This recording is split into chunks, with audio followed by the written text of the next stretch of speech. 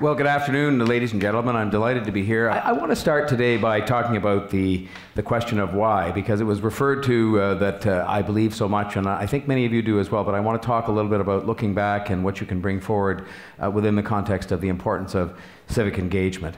I am one of those who believes that, that the power of a voice is massive. The power of a voice is massive, the capacity to start a conversation. And of course, starting a conversation clearly implies at least two people are involved, but oftentimes somebody has to start that conversation.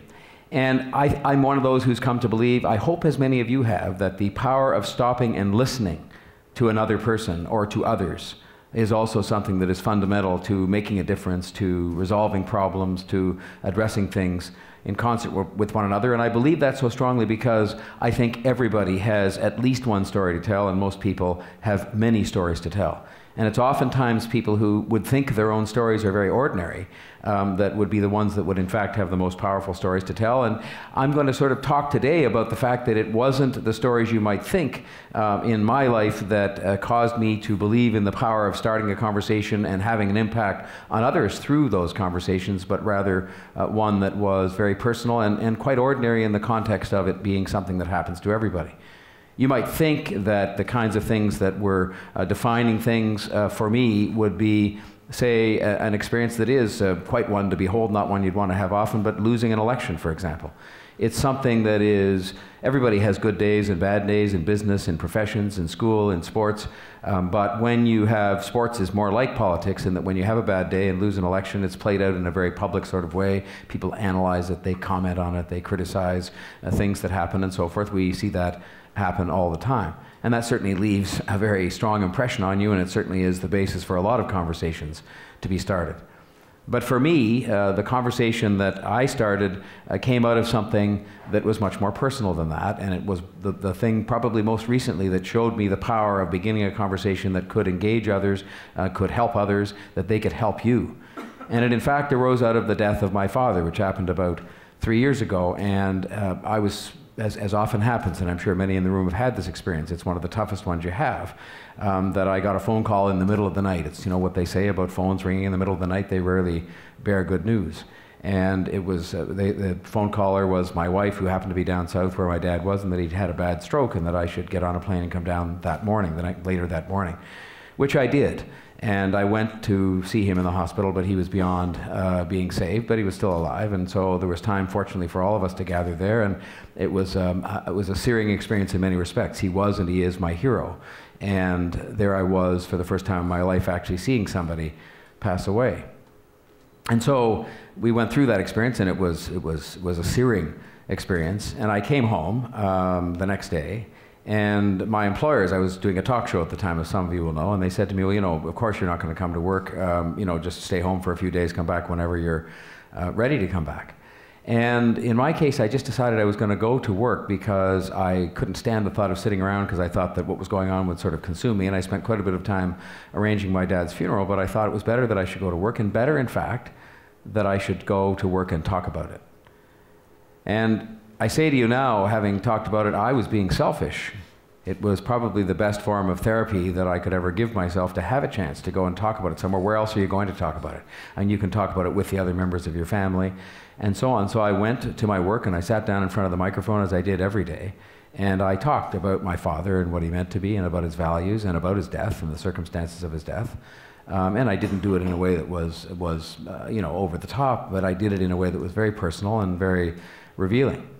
And what was interesting to me about it was not so much the fact that I got the sort of selfish desire that I got out of it, which was to sort of have some self-administered therapy by being able to talk about it in that strange experience one has as a broadcaster, where you're sitting in a room by yourself talking to people you can't see. And so in that sense, I might have been talking to nobody. In fact, they probably could have put me in the studio and had not had the microphone turned on, and I would have still felt better at the experience of telling this story about my dad.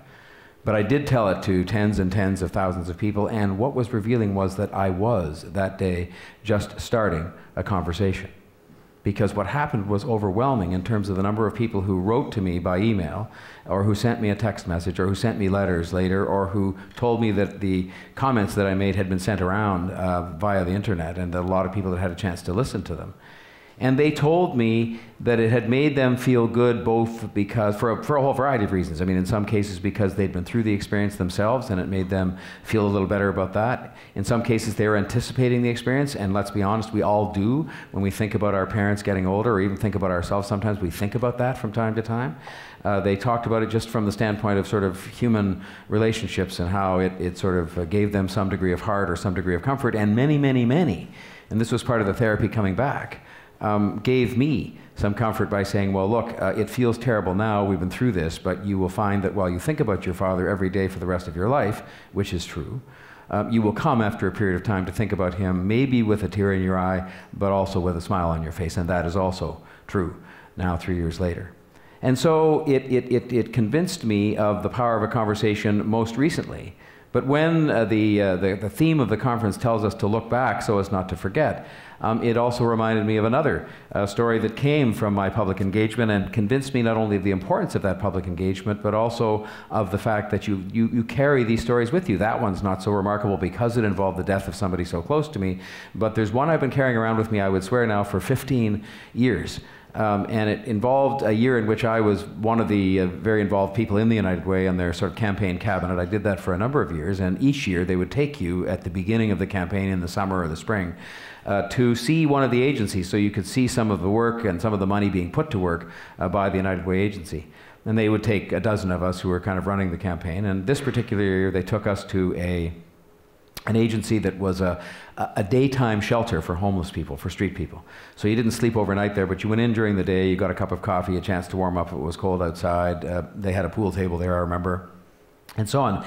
And this is part of the remarkable thing to me, is that I remember this story of all the stories I've seen in years in politics and community work and so on.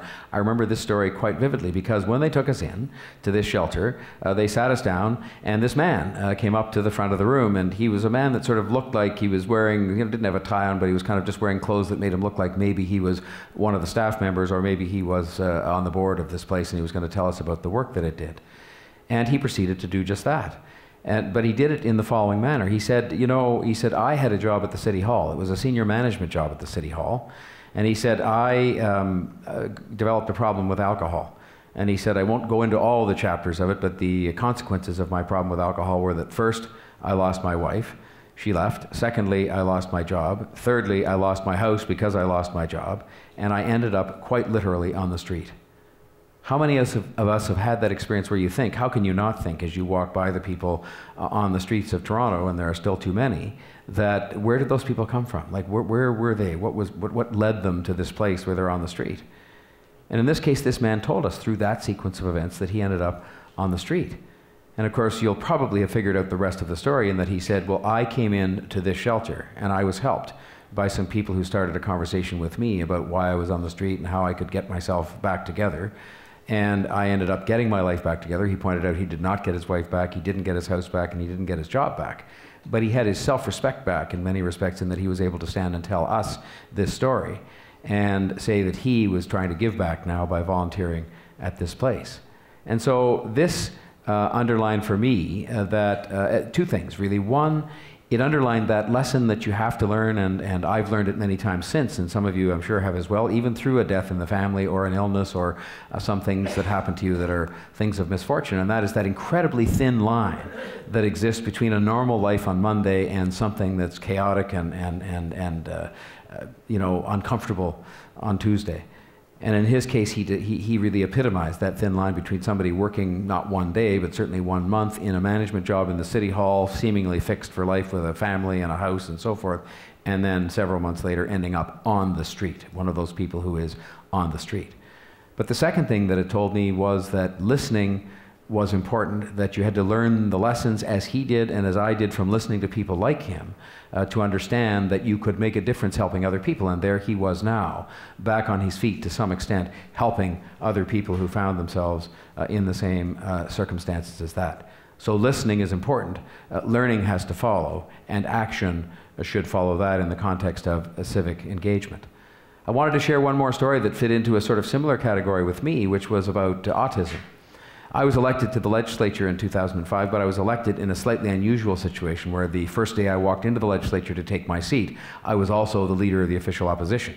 And so about 5 minutes after I'd been ushered in with great ceremony and whatnot, I was expected to get on my feet and ask the first question. And I'd never been in the place in my life. And while you watch it on TV, for good or for bad, you know, there's a certain culture and a certain, you know, it's like anything else you've never done before. You're sort of standing there, and I was frankly scared to death. But I decided as a result of that to spend a few days in the legislature when I had a bit of spare time. If I had an hour, instead of sitting in my office and signing papers or reading things, I would go into the legislature and sit there and listen to what went on and to how the debate took place and how people participated and so on. And maybe about the third day I was there, I happened to be there when an NDP member of the legislature, her name was Shelley Martel, got up and made an incredibly impassioned speech about autism. And I'll be honest with you, I had read the word. How could you not read the word in the newspapers? I'd read stories about families that are affected by autism, children in particular, of course, and children get older, as we all do. And I thought, I wasn't even sure what kind of a condition it was and how serious it was relative to other things. But I heard her speaking again. I was listening, and the power of that one voice on that one day speaking about something so clearly and so crisply and so passionately caused me to want to go and learn more. And so I made it my business over the next couple of years almost to be kind of, what's the word, hyperactive in going about finding out about this autism. And I went to the houses of families of children with autism. I went to the schools, the special schools that some of them go to. I went to the public schools to see some of the programs. I went to see the therapy being administered that you, as you may read in the paper, a lot of families have so much trouble paying for because for some strange reason with that illness, the government doesn't step up and just pay for it as they do other places like Alberta. And I could see that this was a profound disability where some of these children could not speak at all. And in fact, while they could communicate and they could write you a note, they could move little words around on Velcro, they could use a computer to send you notes, they couldn't speak. And nobody to this day fully understands why that is. But the bottom line is it's a profound disability, and it caused me, again, to act. I listened to what I heard, I learned what I learned, and I went out. So as to then become active as an advocate, yes, in the legislature. That's pretty ordinary because that's what you're supposed to do when you're a politician. But I got myself involved in some of the charities that try to help people with autism and raising money as a volunteer, and subsequently did it after I left politics because I believed that nobody was really speaking up adequately and there weren't enough people helping these families. They were helping themselves to some extent, to a large extent, but nobody was really helping them. And again, I come back to that person that started that conversation with me, and she didn't start it in the legislature because heaven knows there aren't enough conversations that go in there. Sometimes people sort of talk at each other and past each other as opposed to each other. But having said that, Shelley Martel that day, because I happened to be in there, sitting there trying to learn about the place, had a powerful impact on me. And I believe that while I've only done a tiny bit in the context of the massive issue that is autism today, and children who are affected by it, and families who are affected by it, and children who become adults and have basically no support given to them in that context, I do believe that my voice has been one that's been helping, as have the voices of many others, to raise the profile of that issue so that people in public life and otherwise, people who are citizens, can understand just how profound a problem it is for the kids affected by it, of course, but also for their families and for us as a society.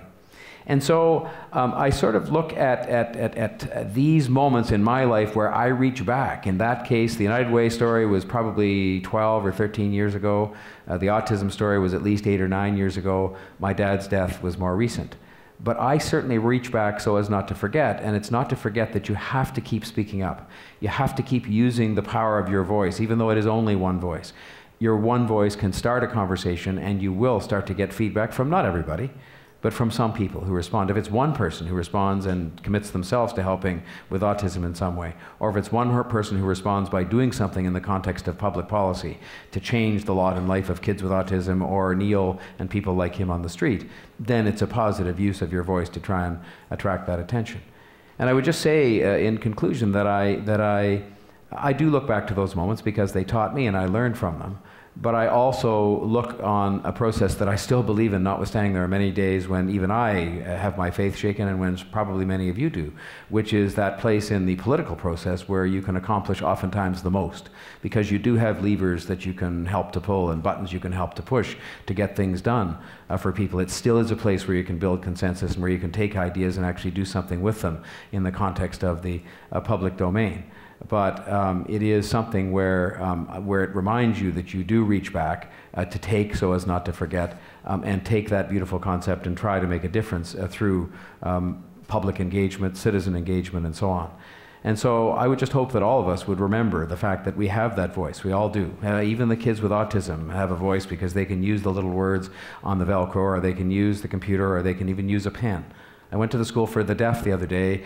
They're closing or moving that school because it's interesting. There used to be 500 students there at a time when it was started in the 60s down at Davisville and Mount Pleasant. Now there are 27 students there because of the miracles of implants and so on, things they can do to help kids to hear. But they're moving the school, and they're tragic about that because it's been in the same place for the last 40 years. But what struck me about that experience, and I'll be reaching back and talking about that and thinking about that for years to come, was the fact that when I went up to this room where this floor of the school where the School for the Deaf is in Toronto, and where it has been for all those years, and was starting a conversation, as I'm advocating one should do, they couldn't hear me. And there were a couple who were very skilled at lip reading, but I didn't sign. And they taught me 3 signs while I was there, but I didn't sign. And so we had to struggle. I was writing them notes and so on, but nonetheless, we had a conversation. And I learned something about the kids today that are still affected by being hearing impaired, and the adults who, of course, are affected by that in some cases for the rest of their lives.